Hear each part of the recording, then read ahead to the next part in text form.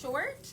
So we're going to actually be adding on, and we will be going to cons. Yeah. Yeah, and hopefully in the theater. So more to come of Ivy Paranormal, more paintings, more experiences, and people's comments. Yeah, Steven. So it's great how you explained about how you came up with Paranormal, but how did you come up with the name Supersonic, I wonder? Oh. Well, where's Mike Carbonaro? Is he in here? I can answer that a little bit. No, you can't. Okay, she's super duper. She moves super speed. She does everything.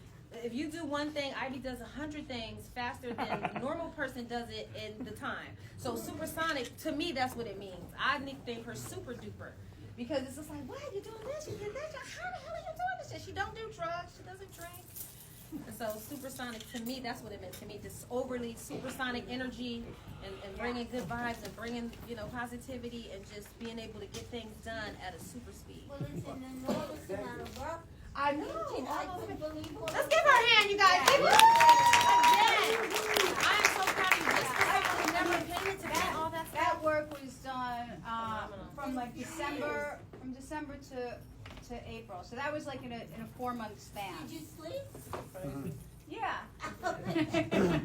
Yeah, I slept a lot. It's amazing. But that wasn't, like, you didn't actually see, that wasn't a room with, I had 150 original canvases, so you didn't, there was only one original canvas in that room. Those were all, I was like photographing the paintings like inch by inch, and then I was blowing them up because I was just, finding all these various things, and I was showing them to as many people as I could, so I was trying to identify everything, and you'd have to be a real specialist, in history and civilizations and politics and everything in the world. So I was just trying to get as many people as I could to come in and tell me what it was that they saw.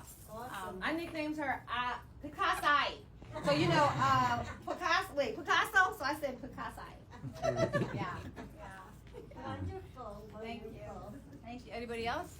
Superlative. Do the paintings tell you when they're done, or do you decide that it's done? Good question. That's a big question. That's Well, so what happens is when a lot of the times I start painting over something, I'll start photographing it as I'm painting, and I may not see like what's in the painting, and I'll keep painting on top of it, and then it's like a little upsetting because there was like something that was just miraculous that I painted over, but I was just, I got the photograph, so, but the photos, the same as the paintings, they're transcendental, and transcendental is not something you would call a photograph or a painting. If I look at it, it's like having a communication. It's almost like painting telepathically. So I could look at it and it just starts changing. And so I can't say it just happens for me. I'll put it on Facebook so other people could see it, and they'll be like, oh my God, this is just changing, and things are happening. So I can't say it's, we've seen like, is it time? Do you want these? Oh, no, thank you. Do you want the light on? Yeah. Oh, great. Yeah, lights. Camera so, action. We've seen stuff, and then it just keeps, developing. So it just keeps. It's like if you were in a dark room and you were developing a photo, and you'd watch it develop, and it would kind of go from like layer to layer to layer until there was actually the photograph there. That's what this was doing. So I was taking light and shining the light on it, to develop it, and then with the laptop, because it's a touch screen, I'm able to actually go into the painting and the photo and actually like jump through the portals and like into the rooms and into the temples, and it's like travel. So it's seriously, it's kind of like taking LSD, but just doing it not taking LSD. But it would be the same as if you know what tripping is. It is tripping without any drugs. What tripping is? It is absolutely, if you've ever tripped, I can literally do this with no drugs. So you're like literally in the painting, you're in somewhere else. I mean, one painting I have here, I was painting this garden, and I was like, it's a magic garden, because I know it's a magic garden, because I believe it's a magic garden, and I say it's a magic garden. all of a sudden, I was in the painting, in the garden, painting it from the inside out, and I was like, oh my God, I'm like Alice in Wonderland, I jumped through the portal. I was in that one too. Am I gonna come out? I don't know. And if I don't, well, I guess you won't ever see me again, so tough shit. But I came out, and it was fine, and I'm alive, and you know, and I have the painting. We've And seen many family members, people we know, celebrities, and people we can't identify. We've seen in these. But in this magic garden, like literally fairies have come out of it, which is like real fairies, you know. And so I was handing them out. Like I even gave one to Michael Moore. I gave him like a whole package of the art, and I was like, Michael, I know it sounds crazy, but like, you know, this is like a real fairy, you know, and make a wish, you know. So he's like excited, you know. But so you gonna sit down? Any other questions? Hey. So you're painting very rapidly and haphazardly in the opening scene, but some of your work is incredibly symmetrical. Is that with thought to that process, or does that just happen? Well, I can't say that I even really know how to paint. I have no training. I don't know. Like when I design my hats, like I don't know. I just make them, and like my hands have a brain of their own, and they just, you know, they just come out like that, like cool. But with the paintings, you know, with the paintings, it's something different because, you know, I'm putting the paint, and I actually was like beating the canvas kind of like it was a drum. Maybe I don't have, you know, I'm not like, you know, Tommy Kidd, and I don't have such, you know, good drum and rhythm. But I thought about it afterwards, and I said, wow, you know, I'm banging the shit out of this thing. And that's almost like I'm calling the spirits as if I was, you know, a Native American doing some kind of Native American calling thing, you know. And they showed up. And I was like, wow, so the stuff is really in there. And then, so I was making some fabric because I'm a designer, and I put it into the program, into the computer, and it mirror imaged it. And then when it mirror imaged the pattern, I was like, yeah, that's impossible. I just broke the code, like I'm in, you know, and I cracked the code. Whatever that code is called, I'm in. And you know, I was like, yo, there's kings, there's queens, I got everything. I've got scarabs, I got the whole shebang. I don't even know what I got, but I got it. And so mirror imaging it, just really, that's why it's symmetrical. But you know, other things will show up that are symmetrical. I mean, I didn't intentionally put it there. Those were photos. The actual painting wasn't symmetrical like that? You said those were just photos. Well, I may have photographed the spot that I liked a lot and then dropped it into that program, and it mirror imaged it, so it was just, you know, 4 corners. But in the mirror image, it would turn into like, you know, like the pyramids of Giza and like you know, animals. Everything has eyes, you know. There's a lot of eyes in these paintings. So like, you know, if you were like back in the day when you were a kid and maybe you saw a painting and it had some eyes and you thought the painting was following you and you were like, holy shit, is this painting staring at me, it's staring me down, it's looking at me, it's following me? No, yes it is. It is. Absolutely, the painting is looking at you, it is following you, you were correct. Any more questions? Where and when can we go see the room that has all the paintings? Well, I closed that room down because I just opened it so I could film this. So right now I'm not really certain. I mean, I brought a few paintings with me. And then in order to like see everything in the paintings, I like use my phone, like I'm going to take a photograph.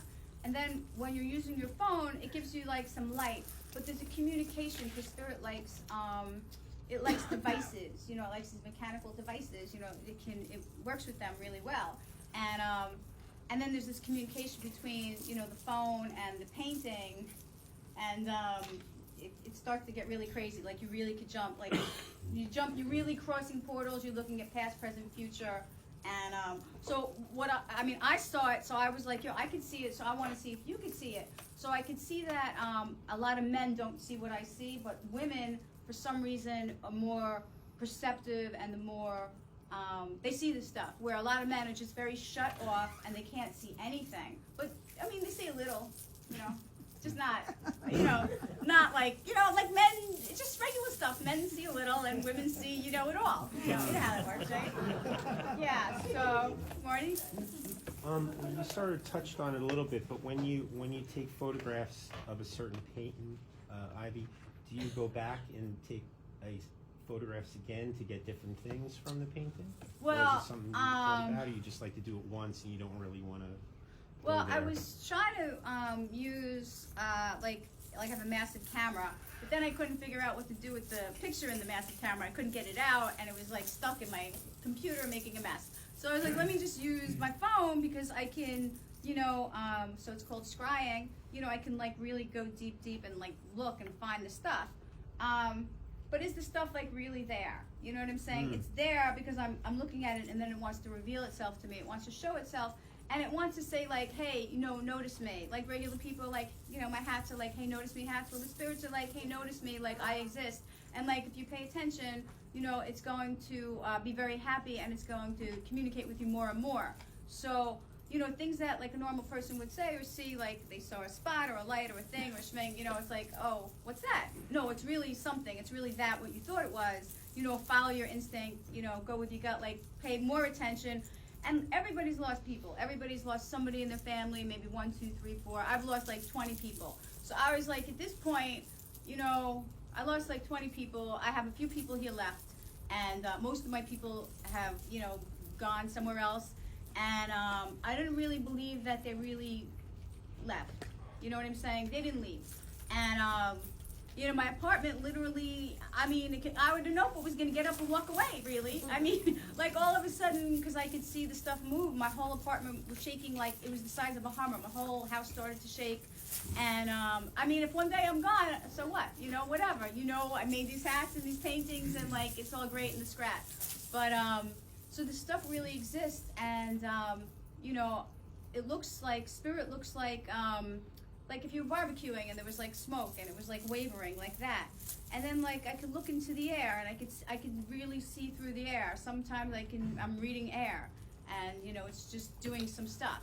So you know, and if you feel something like hot or cold or like something's on you or maybe it's tapping you, it is, and it's not really a big deal. You know what I'm saying? Like, hey, whatever. It's not like so big, but you should talk to it. You should like talk to your people. You know, if you lost a parent or something, like you shouldn't think that they're just gone, because they're not. Like, look at their picture. You know, think to them, talk to them, and they're gonna start doing things that are gonna be shocking to you. They're really gonna communicate with you because they want to communicate with you. But no one told you when you were a kid, or nobody taught you in school, like you're supposed to communicate with your people. Like, don't let them go. Don't, you know what I mean? Let them go. You're supposed to get over it. No, you're not supposed to get over it. You're supposed to communicate with them. And if you want to communicate with them, like just think to them. Just talk to them. Just, you know, I was like petting my dog's photo because I used to go to this psychic. She worked for the police, so I knew she was good because she cracked all their cases. So I liked the good psychic, you know. And I would bring the picture, she would touch it, and I didn't know what she was doing, so I was like, I'm gonna touch it too. And I was like, it's my dog, so I'm gonna pet the dog, and then all of a sudden, like, oh, it was like a little alien jumped out, and then a hand, and like that's enough to scare the shit out of somebody. When aliens and hands jump out of your pictures, it's not a happy, you know, you're not so happy. But I went to my neighbor, Sheila, and I was like, do you see this? And she said, I see it. I was like, what? She's like, well, I was like, I'm turning all my pictures around. I see all this shit. She's like, well, maybe your dog is saying, Mommy, I hear you. And I was like, that just changed my whole thing. Because, like, I could have went to someone else, and they could have said the wrong thing. They could have said something dumb. They could have said, like, I don't know, you're crazy, or I can't see it, or whatever they would have said, and then I would be on a whole different road. I wouldn't be here today. I wouldn't be explaining this to you. You know what I mean? But, like, I know it exists, you know, and, you know, all this stuff was real. So, you know, I didn't get married, and I didn't have children, and I didn't go down that road that other people do, and I have plenty of time on my hands, you know, to think, you know, and manifest and be creative and, you know, bring the magic and live in the magic, you know, and work with it.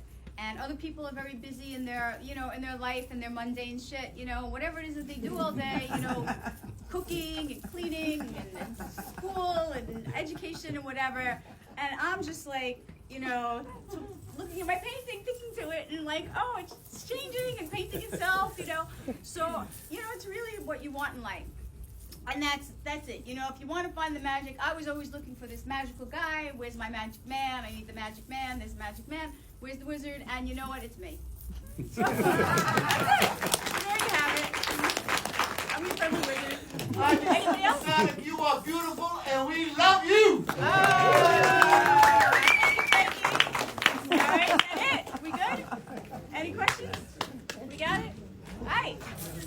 Thank you for coming. Thanks for coming.